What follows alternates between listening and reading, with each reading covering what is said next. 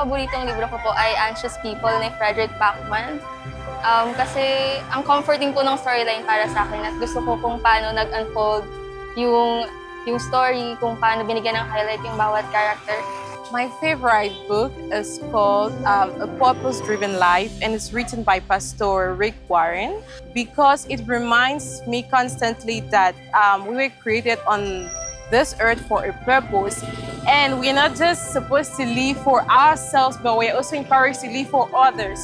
So it's just a constant reminder every day of life.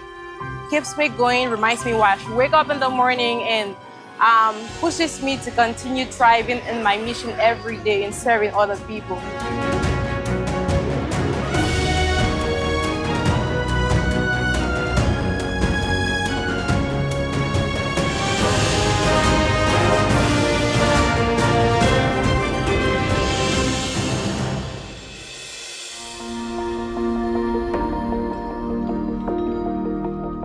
Nung walang-wala ng laman ng bulsa ko para taguyod ko yung aking pamilya, doon nagsimula ang aklatan.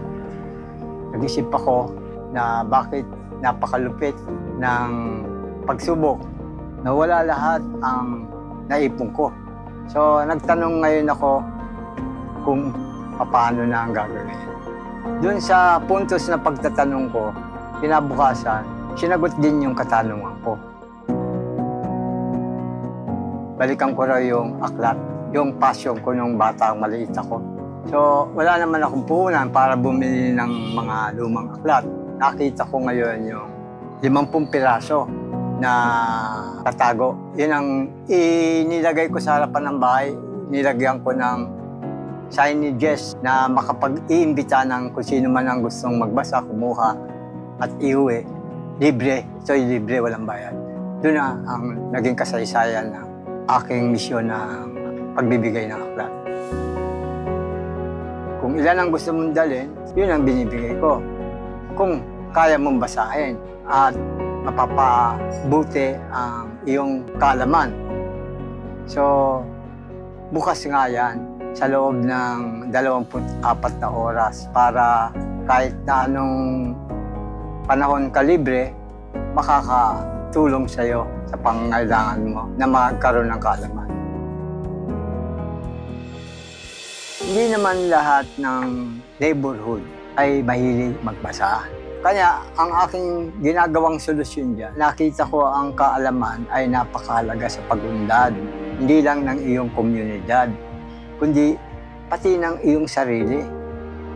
Hinahanap ko yung mga maliliit na bata sa sektor ng mga mahihirap para mabigyan, mabahagian ko ng mga aklat. Kasi mas kailangan nila to, mas nakikita ko na hindi nakakarating sa kanila to.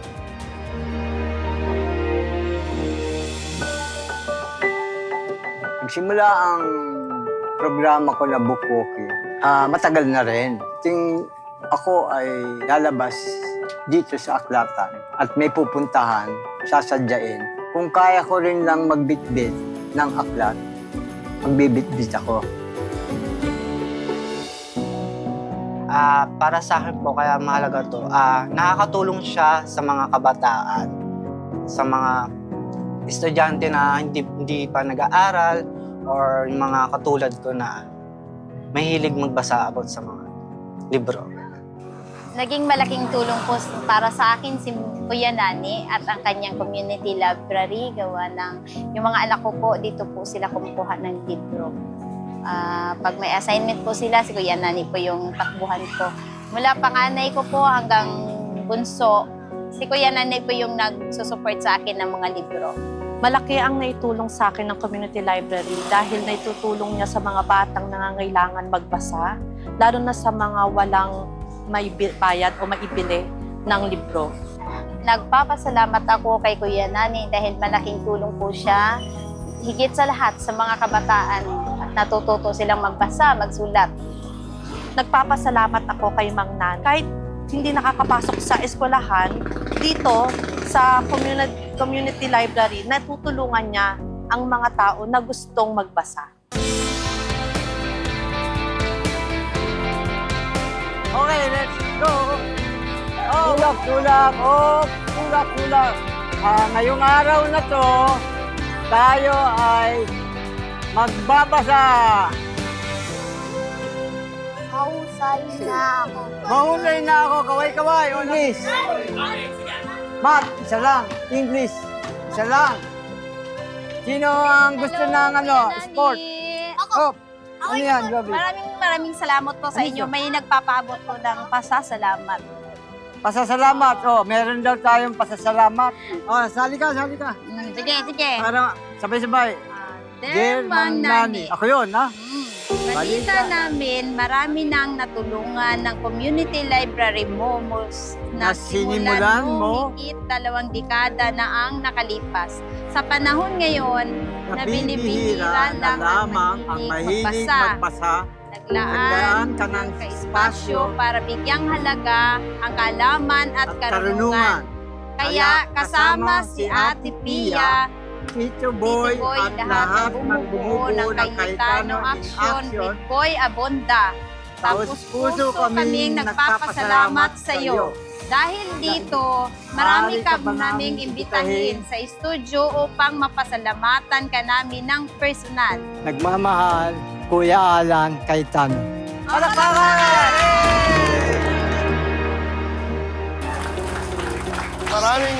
Maraming salamat. Kasama po natin dito sa studio, Mang Nani. Maraming salamat and welcome to the program, Ate Pia, Kuya Alan. Kuya Alan, at Pia. Nani, welcome sa show. Alam mo, Kuya Boy, sa akin, hindi lang to salamat, ate. Wake up call din eh. Kasi alam naman natin na ang ating mga kababayan, maraming pangangailangan. Alam naman natin na ang kahirapan is everywhere.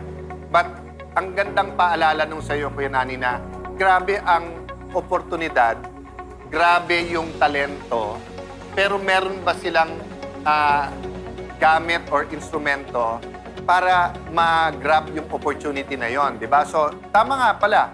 Pero Kuya Nani, may lesson kagad ako dyan, Kuya Boy, ate, di ba? Usually kasi pagka ipit na ipit ka pa at walang-wala ka na, anong hingin mo? Sana magka-resources, di ba? Pera man yan, or sana may anghel na tao na dadating sa iyo na tutulong. Pero si Kuya Nani, sabi niya, nung walang-wala na ako, nung 50 ko, ang hiningi ko para sa mission ko. So yun ang lesson ko for today. Na pag, Kuya Boy, pag kinukuyog ka na talaga, walang-wala ka, stress na stress ka, don't ask for something for yourself. Ang hingin mo sa Diyos, Diyos, ano po ang magagawa ko para sa iba? Sobra kayong inspirasyon, Mang Nani. Ang magulang naming tatlo, ang nanay naming tatlo, teacher. Lumaki ako na andyan ang daming libro. Pareho tayong pangarap na mas maraming bata ang magkaroon ng opportunity. We commit to you sa pag-iikot ko. Sasama ko ulit yan. Parang binuhay mo din yung dati ko pang ginagawa. Actually, sa trabaho ko yun din bilang Vice Chairman of Finance. We put funding talaga, Kuya Boy, dito sa mga libro, no? We have book nooks aside from yung sa DepEd. Pero tama kayo, kulang na kulang. And hindi naman kailangan napakalaking bagay, pwedeng sa tabi ng isang tindahan, sa tabi ng bahay nyo. So, umasa po kayo na we are your #1 fans and we will be supporting you all the way. Maraming salamat, Mang Nani. Mabuhay po kayo. Kayo rin po. Maraming salamat po sa pagpapanayam na to. Ito po ay isang umpisa Yeah, umpisa andito pa lang po. to ng hindi ko na kayang buhatin lahat yan, pero umpisa yan sa aming donation sa iyong mga kabataan. And let's explain why, ate. Ayaw ni Kuya Nani na pera ang donation sa kanya. Gusto niya yung mga pakikinabangan ng mga bata. Kaya diniretso na namin sa coloring books, petal, and I think gusto mong dagdagan. At Umpisa pa lamang ito. Dadagdagan ko. Yes, natin lahat. Kasi po ang edukasyon, walang tag price. Yes. Hindi pwedeng bili ng edukasyon. Tama. Mang Nani, maraming salamat. Mabuhay ka. At bilang pagtatapos ko ito, and building on what you said, Kuya Alan, sabi nga nila, one of the most effective prayers ay pag nagdadasal ka para sa kapwa. Pangalawa, meron mong ifinocus na libro kanina na Purpose-Driven Life. Bawat isa sa atin ay may purpose.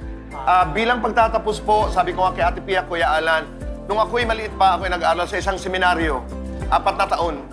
Doon ho nag-umpisa ang aking relasyon, love affair with books. dahil gusto ko makaikot ng mundo at sa pamamagitan, lalo na sa mga bata, sa pamamagitan po ng mga libro, marami ho akong nakilala ng mga tao, marami ho akong mga lugar na narating, at marami ho akong pangarap na nabuo. Yan po ang inyong ginagawa, Mang Nani. Mabuhay po kayo. Maraming salamat. At huwag po kayong aalis dahil magbabalik pa po ang